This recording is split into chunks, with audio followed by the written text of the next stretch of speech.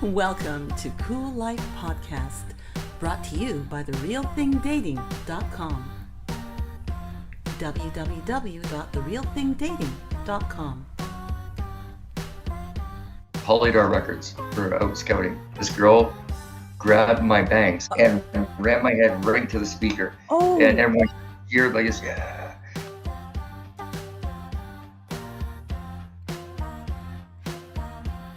When we shot the scene in Good Will Hunting, I didn't know who most of these people were at the time. I mean, they weren't stars. It was Gus Van Sant that directed it. Gus Van Sant was on the floor with Matt Damon's character. I didn't even know who Matt Damon was at that time. I'm Eva John. I'm a former candidate for local government. I was a children's television entertainer, and I love this world, and I believe we should take care of each other and have a lot of fun along the way. Welcome to CooLife. Here we go. And we are back at CooLife Podcast with IKE of IKO Computers. Are there certain features in a laptop that will increase the value? I'm just going to talk about three features that improve the performance and value of your laptop. Right. CPU. What type of CPU do you have? Then the second one I would say is RAM. That will be read access memory. What size of RAM do you have in there, and what type do you use? Right now we're up to DDR5. We have DDR5 right now. So the next one down the line will be the hard drive. What type of hard drive? Using the old SATA hard drive with the disk inside, or using the SSD. Right now we have three main hard drive. We have the NVMe, which is the fastest one in the market right now. Then we have the M.2. These are like a chip-like hard drive, unlike the hard drive big size we had back in the day. But we still have that, but made differently. It's just a flash memory they have now. Now, the good thing with the flash memory hard drive, which is they call SSD, solid state drive, they don't have no disk inside. So now, even if you drop your laptop, you can pick it up, and if you're lucky, the motherboard is not damaged, the screen is okay, then you can pick it up and start using it as opposed to the old hard drive we have back in the day. Right. If you drop it, anything shake inside, it might be the end of that hard drive. So those three things are very, very important in the computer: CPU, the RAM, and the type of hard drive you use. Now that I'm starting to learn some things from some of the answers you've given me so far, I'm wondering at this now, when you hear about, you've got this great laptop, your friend gets a great laptop, and a couple of years later, they've got to get another laptop. So what are the things that cause a laptop to so frequently have a life that just won't go past 2 years? Other than liquid damage, dropping the laptop once or constantly, using the laptop while you are on your bed, because sometimes most of us tend to sleep on the laptop. And if you use your laptop, either got to be on your lap or on top of a table, because like we said earlier before, you need a laptop to breathe. Right. Now, some people put their laptop on top of their bed, and then you block the exhaust area of the laptop so it doesn't receive air, or the heat doesn't have a place to evaporate. So those are the major three things that damages laptop: liquid damage, the area where you use your laptop, and try as much as possible not to drop your laptop. Okay, that's something to learn. Write that down, folks. Now, when you see some of the new features on laptops and so on, now you talked about laptop that you used early on being 12 inches. Now you see laptops with 17-inch screens. Like, is there any point getting a laptop that's that big? When you're talking about a laptop, you might as well get a PC. So like, what's going on that people are now going out and getting a 17-inch laptop? Is that a worthwhile feature? Not really for lots of people. If you my age, you like to get a bigger laptop, because the older you get, the older your eyes get. I wouldn't know. I have no idea what you're talking about. I think you are in a different world than me then. So when the eyes start to go, at least you need something bigger, so at least you can see it a little bit more clearly. But at the same time, it depends on individual preference, and it depends on what you're using the laptop for. If you are a designer or you are a DJ, you want to get something that has like a wider screen, so at least it will be easier for you to access and see. Okay, most people now, lots of people that do some outside job, they prefer like a tiny, small laptop that is not too heavy, or people that does lots of traveling, they prefer the smaller screen. It depends on individual need and preference. For me, I like the average size, 14, 15.6. So most people that buy 17, they tend to be a little bit older or designers. I have no comment. I just don't know what you're talking about. And we're taking a break, and we'll be right back. We're going to talk about our sponsors and supporters, and we'll continue our laptop talk with CooLife Podcast and IKO computers. Those lonely days of lockdowns and isolation are gone for good. Go to www.therealthingdating.com. That's www.therealthingdating.com. It's time to share. Share your time, share your life, share your love. www.therealthingdating.com. Join for free. Upgrade at any time, starting at just $5.99 a month. www.therealthingdating.com. Because it's time. You're listening to the CooLife Podcast. We'll be back in 3, 2, 1.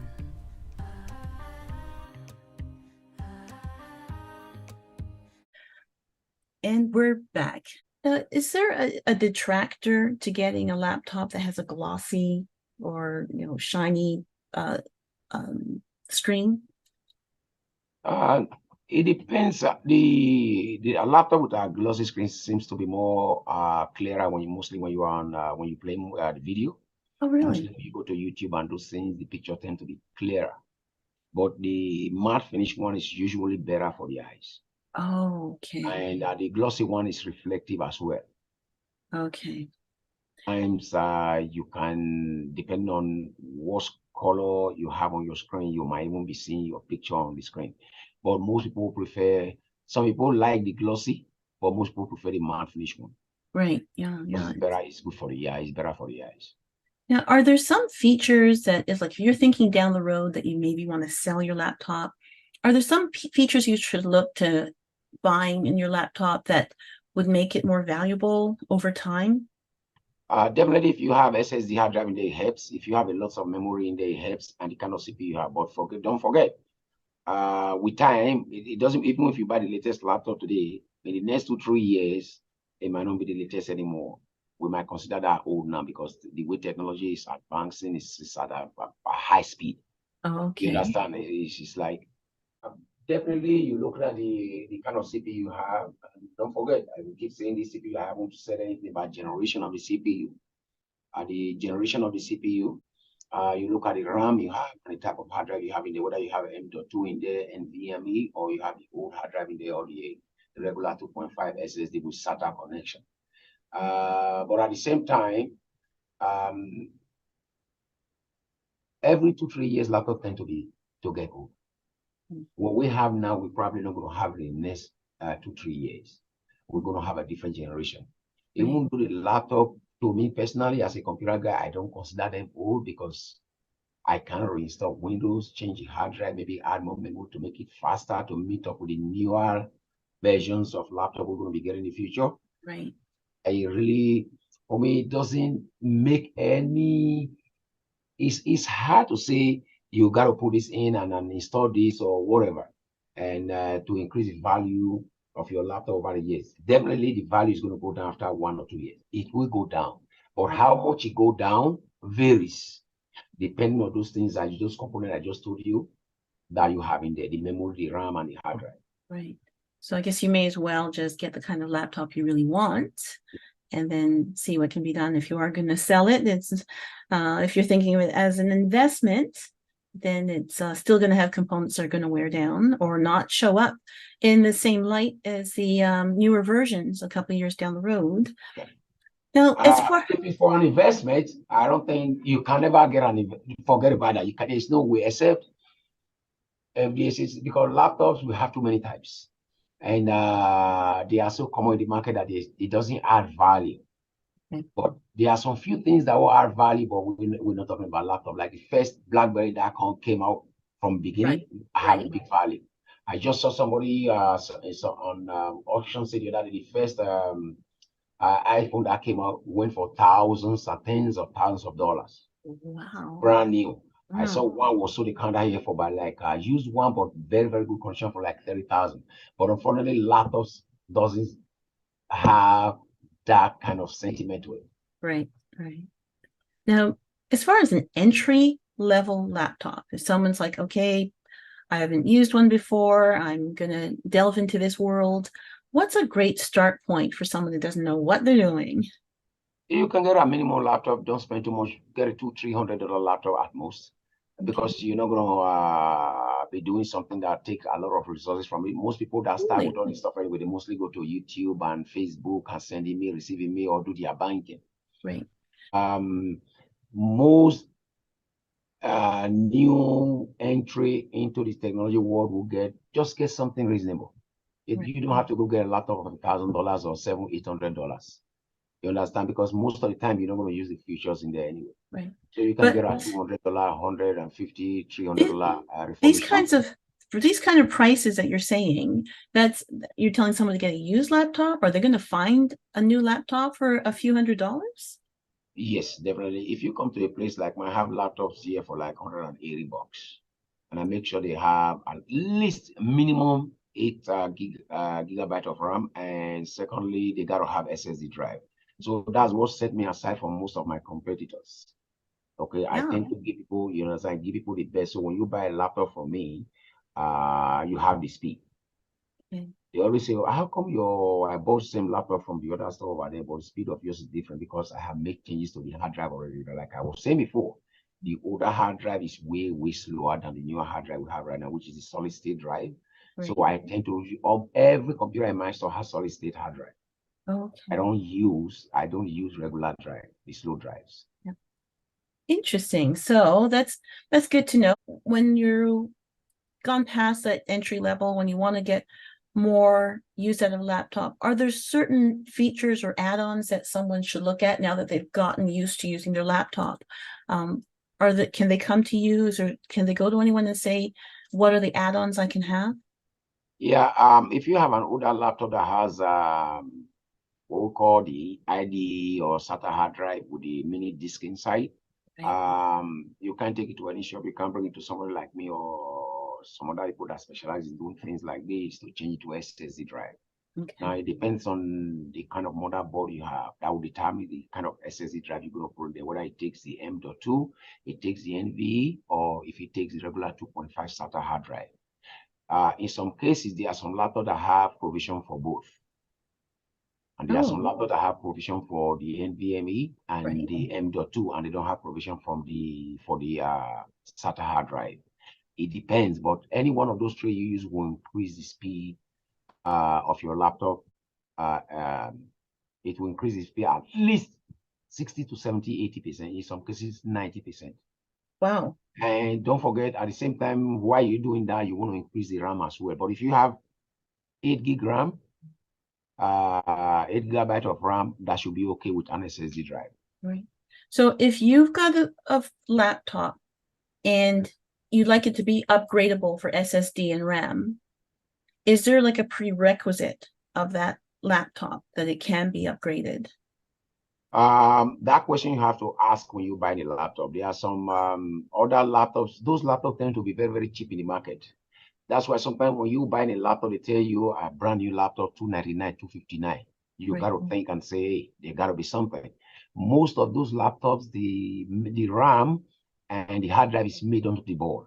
So if you're going to change that now, you're going to have to change the motherboard of the computer, which tend to be very, very expensive, and more likely 99% of the time, you ain't going to find a replacement for it. Okay. So you got to avoid buying a laptop that the memory and the hard drive is made onto the board, is soldered onto the board.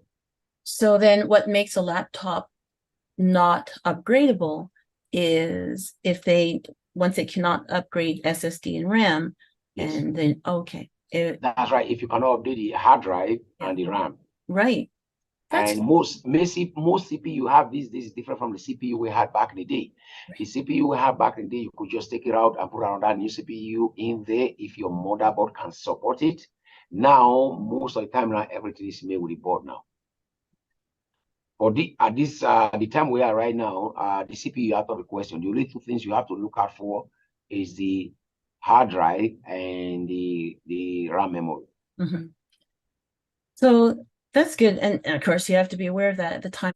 When someone has a good laptop and it's like has a 4K display and they're having a great time seeing everything so clear and beautiful, but then battery life isn't as long. Is that just hand in hand with having 4K display that the battery doesn't last as long? Yeah. The more advanced your system is, the more features you have with your laptop, the more resources it's going to take from your battery. Say, for example, if you have the regular hard drive you have, say, for example, 1 terabyte of regular hard drive that has a disk inside, you need more resources from the battery to put those hard disks to meet the requirement of the laptop. Right. If you have an SSD hard drive or M.2 hard drive, less resources is put on the battery because they don't really need battery. There's nothing that spins inside. Okay. It's just a flash memory. Right. It's already stuff inside, so your battery tend to last longer. Okay. So So don't say no to the 4K. No, it goes along with the other component you have in there, like I was just saying to you not too long ago. 4K laptop definitely will take more resources from your system and battery. Right. That is guaranteed because you need more power to power those things, those extra features. Right.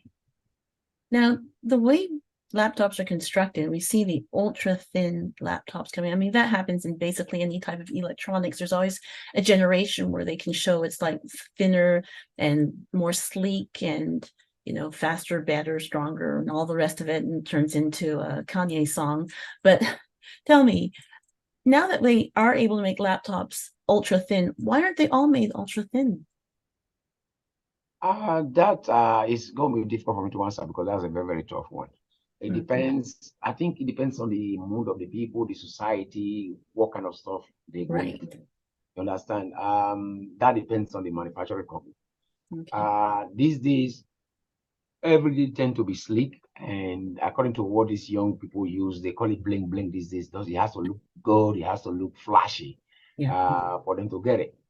But the thin laptops are like what's in vogue. That's what most people buy because they don't want the heavy stuff. Mostly if you don't drive as well. If you do drive, sometimes there's a little bit of an exception.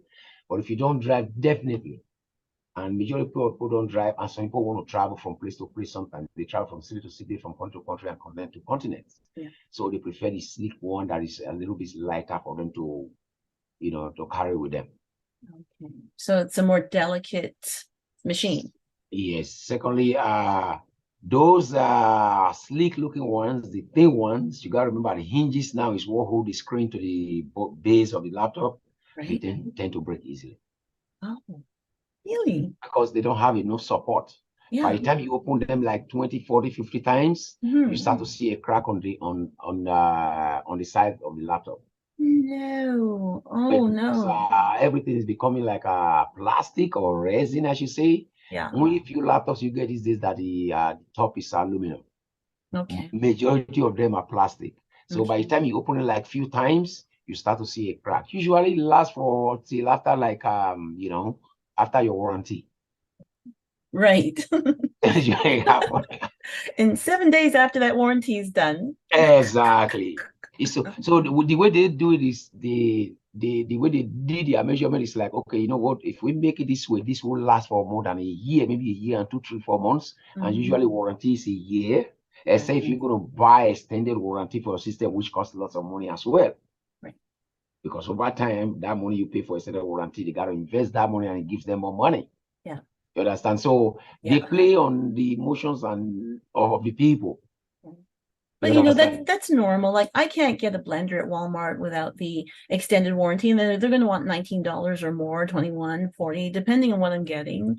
And it's just that's the territory of extended warranty. That's right.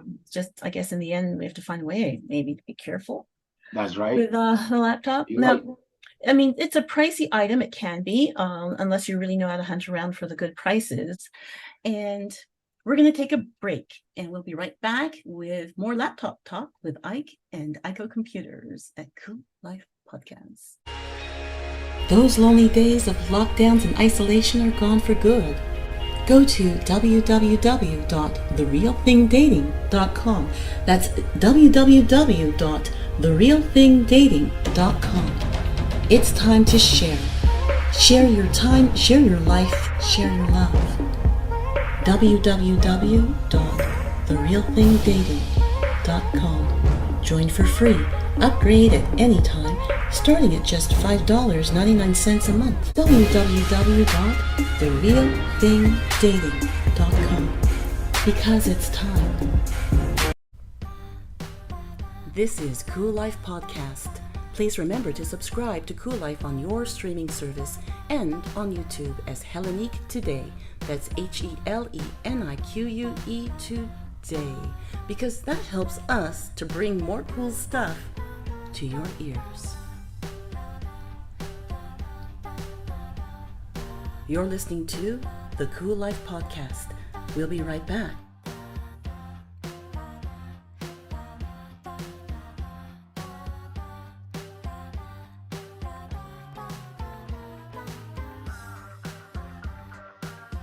And we're back at CooLife Podcast for more laptop talk with IKO Computers.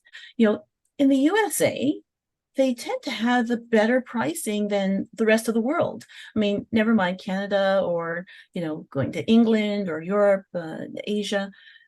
Why does the USA get a better price point across the board than the rest of the world?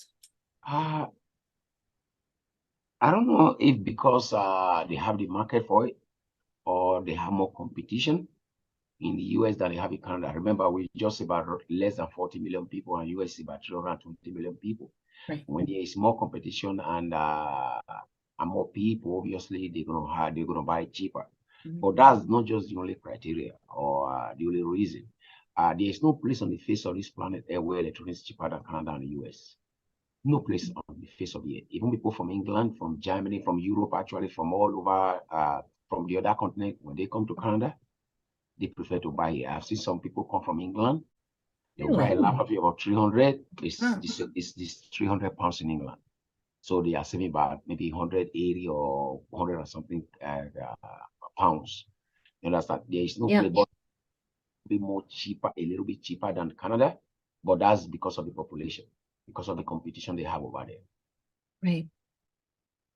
Now that's kind of crazy to realize it can make that much of a difference. And I guess, certainly population and scaling, which affects virtually every industry. Now, laptops have become so much a part of, and using our computers a part of our daily lives that have nothing to do necessarily with a work day.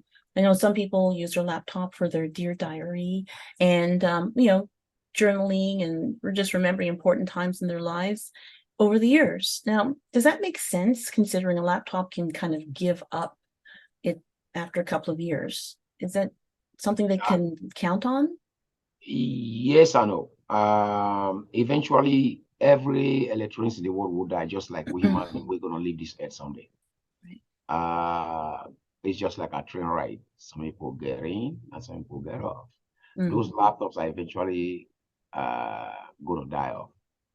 But depending on the kind of hard drive, that's the downside of SSD hard drive we're talking about. If you have SSD hard drive and solid state drive, I should say, it's more difficult to retrieve your data as opposed to the old drives we have back in the day. But assuming your hard drive is dead, if it's not dead, it's easy to retrieve. Now, that is why we have what they call external backup.